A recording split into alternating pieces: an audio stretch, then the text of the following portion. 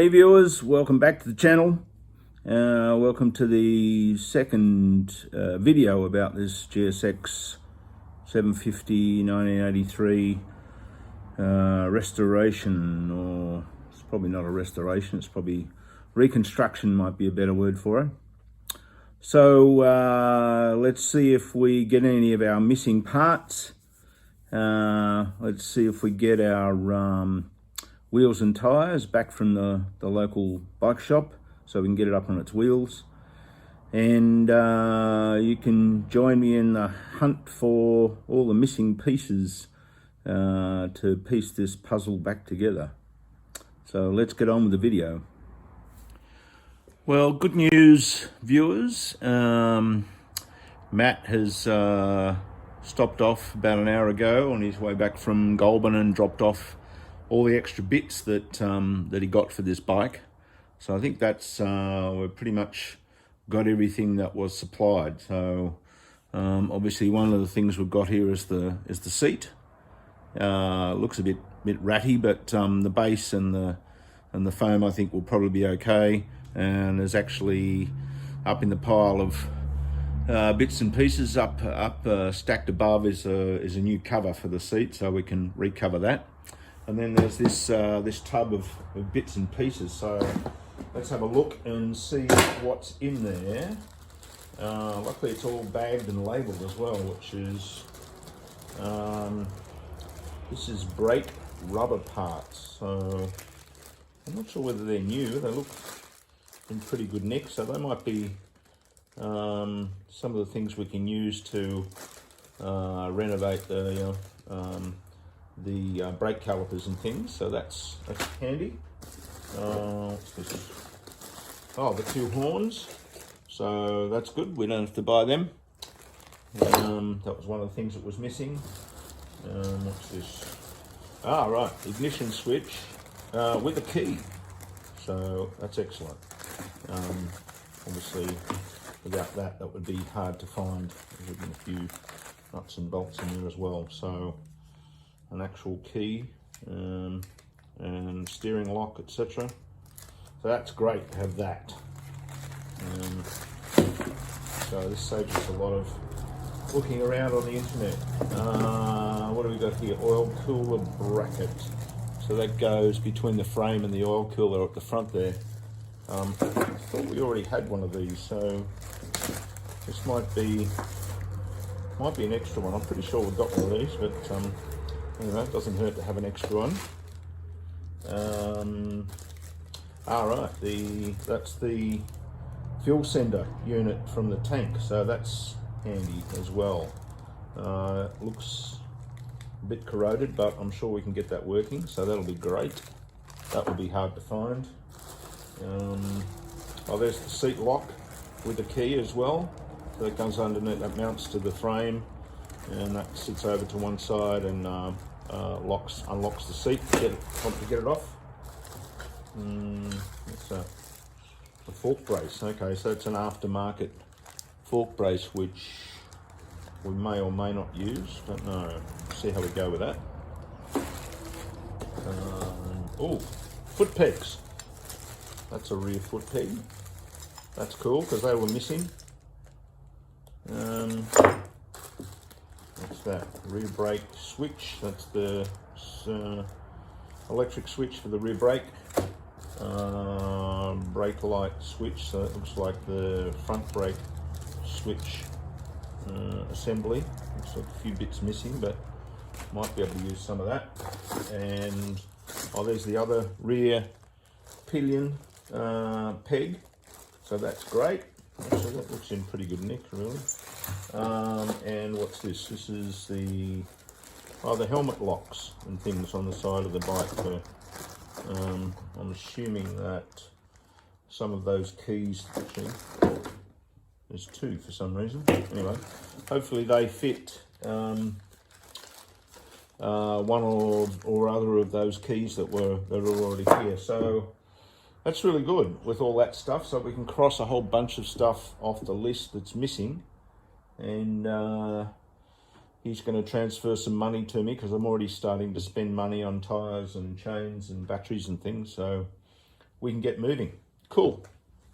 Now the other thing that my cousin Matt dropped off is a new hat, which is a katana hat. So I've actually own a 1984 1100 katana that I've had since new. So he picked this up at a bike show and kindly donated that to me. So that's cool as well. Thanks, Matt. Okay, so now I have these new parts. I've started sort of cleaning them up and slowly putting them back on. I've mounted the oil cooler. So I cleaned that bracket up and bolted that all together. Luckily I had all the screws and rubber mounts and things. This starter motor cover, I've just put a coat of paint on, so I'll screw that down a bit later. I've just roughly positioned the rear mudguard, the plastic part of it. And what else did I do? I've mounted these suspension adjusters. So one adjusts the preload and one adjusts the damping. So yeah, this one is missing its knob. So I've had a bit of a look on eBay and they're quite expensive. So I might make something, or maybe we'll just leave it like that and adjust it with a pair of pliers or something. What else have I done? So I realised that before I put the front wheel on, I'm going to have to put the front mudguard on, which means this metal bracket needs to go underneath the front mudguard. There's the battery box there, and then the metal part of the rear mudguard, which sort of connects on here and sticks out the back here. And also I've cleaned and sprayed the fairing bracket, so that'll be dry in the morning, and we can think about when to put that on. So I've finished the battery box and installed that. Just gave it a sandblast and a quick coat of black paint. Also glued down some of this rubber coating to locate the battery. I had to remove the front half of the rear mudguard to get that in. The other thing is that the cable for the rear shock comes up through here and gets located there.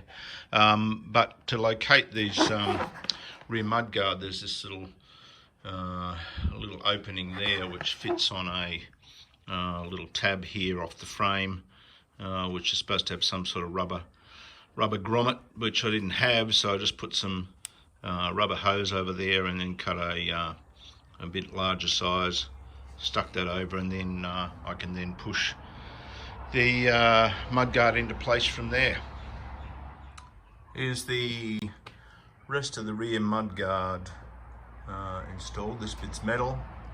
I sandblasted that and gave it a coat of paint. I've got these 3 screws here that hold the tailpiece on, so these go through, obviously these, then through a plastic tailpiece bottom, and then it also holds on the clip for the little rubber hook for the toolkit.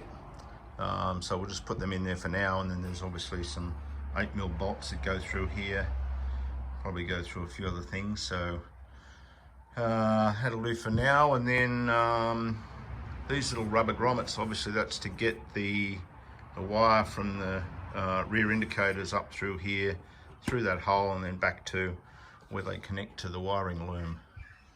So a bit more progress. Now on a previous video I mentioned that I didn't think I had this, but this bolt that goes to the top of the steering nut. So I found that in one of the boxes of bits and pieces, so that's handy because that's not a standard size, so that would be hard to find. So that's on.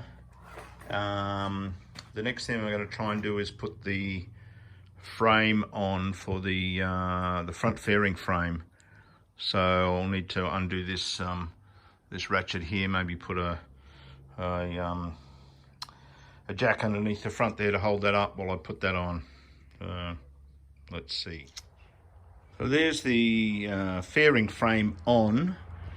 It was a little bit confusing because when I first lined it up with the frame, these bolt holes down here seem to be too wide, so I was sort of thinking maybe I've got the wrong frame or maybe it's bent or something, but after checking the microfiche on Partzilla, there's actually this little spacer that goes between the bracket and the frame, so managed to find them in a little bag amongst all the goodies, so that's now installed and ready to go. Cool. Right, so there's a plastic cover that goes over all these bolts and things like this, and this is the one that I found in the bunch of parts. Looks pretty messed up. But I was going to have a go at it, but then when I was up looking through the boxes, I found another one, which is in much better condition. So I basically cleaned it and then just sprayed some of this Armor All over the top of it, and that's what it's looking like now after leaving that overnight with Armor All. Gave it a bit of a scrub with a toothbrush, and that's looking much better. So yeah, that can go on. That'll look good. So the engine alloy on this is not great. I've had a bit of a go at cleaning that. It's not too bad, although this other side cover that covers the sprocket looks pretty disgusting. I've had a bit of a go at the panel that sits on top there, so I gave it a bit of a sand with some 320 and then put it on the my buffing wheel, which is over here. So I made a mount for that to sit on the end of my drop saw stand, so that I can easily take it off and remove it. So you might have a bit of a go at tidying up this side cover. I think I'll use a wire brush and then some 320, and then I've got some buffing compound that I'll use on the wheel. Let's have a look at that.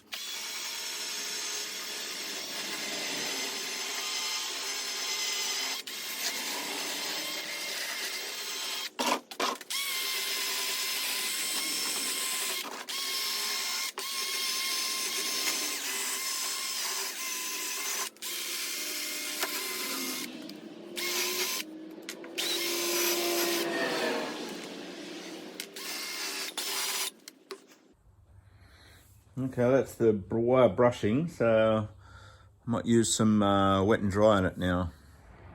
So these three pieces have now been wet and dried with, I went for 240 because 320 didn't seem to be digging in too much. I mean, they're not perfect, but and I did some Scotch Brite on them, and then we'll see what they look like after buffing on the buffing wheel.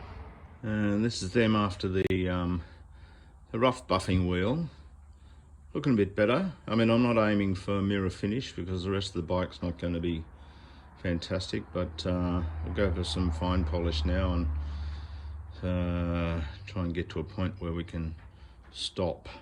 So that's come out not too bad after buffing, and then I just used some wax and grease remover to get off any of the buffing compound. As I say, not going for mirror finish because it's very hard to maintain, and it means I have to do the rest of the two sides of the motor, and I don't want to spend too many hours polishing this up, or it might just corrode again. But yeah, and the other thing I might do is just fill in where that Suzuki is in that ring. Might just put some black paint in there, make it look a bit better. Cool. There you go. That looks okay. Bit of black enamel paint, and looks almost like new. Probably wait until I got the bike on its wheels to do the other side covers. That's going to be doing the painting on that. It's going to be difficult because I'm certainly not taking that cover off. And then there's the other side.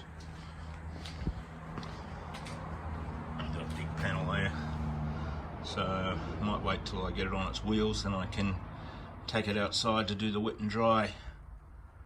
So, but looking better. So I've sandblasted and painted a couple of more bits. So that's one of the front blinker brackets. That's obviously the side stand. That's the grab handle at the rear of the frame. There's the spring for the side stand, and the other blinker bracket from the front. So before I put this side stand on, I want to squeeze together where it mounts onto the frame, because that's sort of spread over the years. Should be about 10 millimeters, and it's sort of out about 11, so just using a vise to sort of slowly squeeze that back together so it doesn't flop around as much. So far I haven't snapped it in half, so that's a good sign. Okay, so I've put the side stand on. I've greased up in there and then screwed the bolt in. There's actually a nut that goes on the other side to tighten it up, sort of a lock nut, which I didn't have, so I've ordered one of them. That's sort of like M10.75 pitch. So I've ordered a couple of those, but that's just sort of a safety thing. So getting these springs back on can be a bit of a trauma. There's a few different ways to do this I've heard and used, but one I've heard of is you, rather than try and pull it, you use a screwdriver to lever the top of the spring into position. So let's see if we can get this on.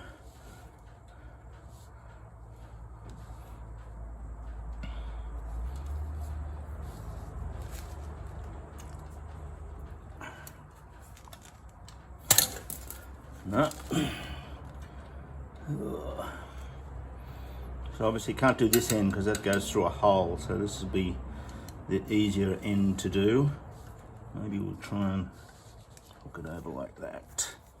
Let's see if that can... Oh, there you go.